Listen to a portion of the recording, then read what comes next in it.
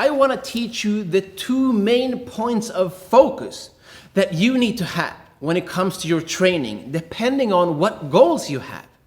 See, some people need to relax more and increase their flexibility, for example. But other people need to get stronger and increase their muscular contraction. And depending on your goals, you need to have the right type of focus. Otherwise, you could be moving down the wrong path, and you don't want to do that if you want to reach your personal goals or the goals of your students. So the main point that I want to get across is that there is internal and external focus.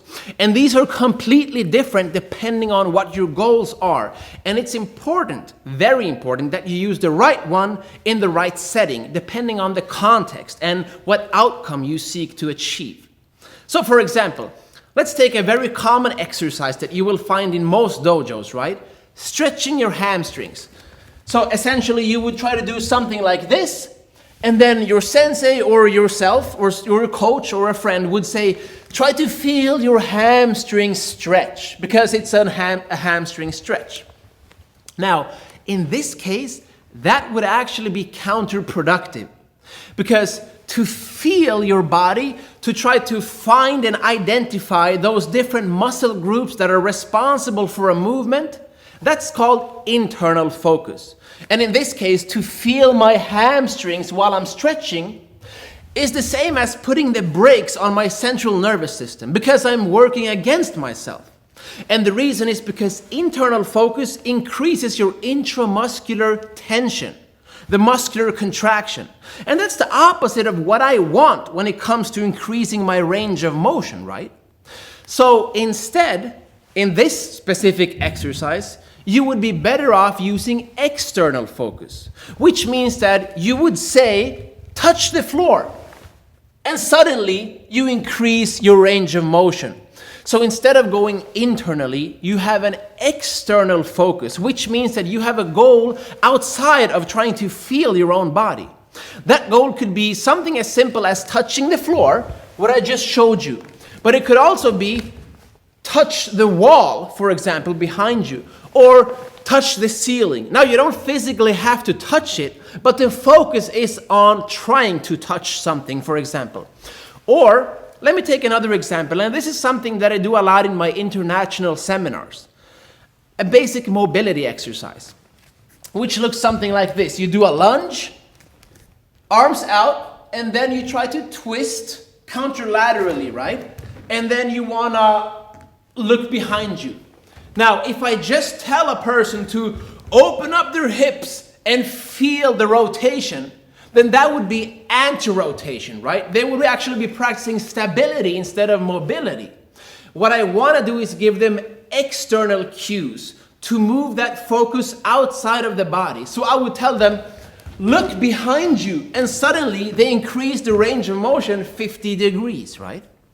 It's all about understanding when and where and why to use internal or external focus, both for yourself when you're training, but also as a coach or teacher or sensei.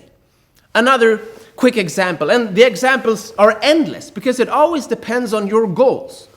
For example, many people have stiff hips. So let's say we want to improve their hip rotation and their mobility in the hips. So an easy way would be to say, external focus. Your knot on the belt should move.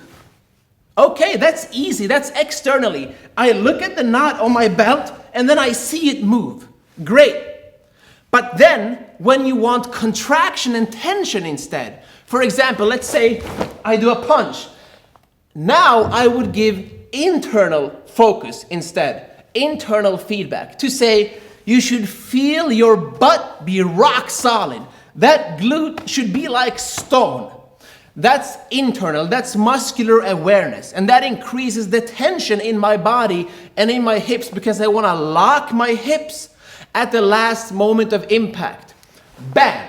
But before that, I didn't want to lock my hips. I wanted to move my hips because I want to be fast and fluid. So I would give my student external focusing cues instead. Like I said, watch your belt move. Your belt should be pointing towards that corner, for example. something that a lot of instructors in Okinawa do is they go and hit their students on different parts of their body. Boom! Especially the lats. Why? Because they want to bring that awareness, that bodily awareness, to those specific parts of the body. And the reason is because those parts of the body need to be contracted. It's like Arnold Schwarzenegger would do, back in his bodybuilding days. I read an interview where he would do a bicep curl, and he would literally focus only on his bicep. He would almost be talking to his bicep. It was his best friend. His whole world in that specific moment in time was right here. Super, super focused internally, because he wanted to increase the tension and the hypertrophy of his muscles, right? So here's what I propose for you, a challenge, or let's call it homework. Find one move or one exercise where you want to increase your muscular contraction. You want to get stronger in one specific part or position or movement. And then find another one where you want to have more relaxation and mobility and increase your movement quality. And then apply internal focus for the first one and external focus for the second one, and see if your results now improve. And that's it for today. Let me know how it goes. Train hard, good luck, and have fun.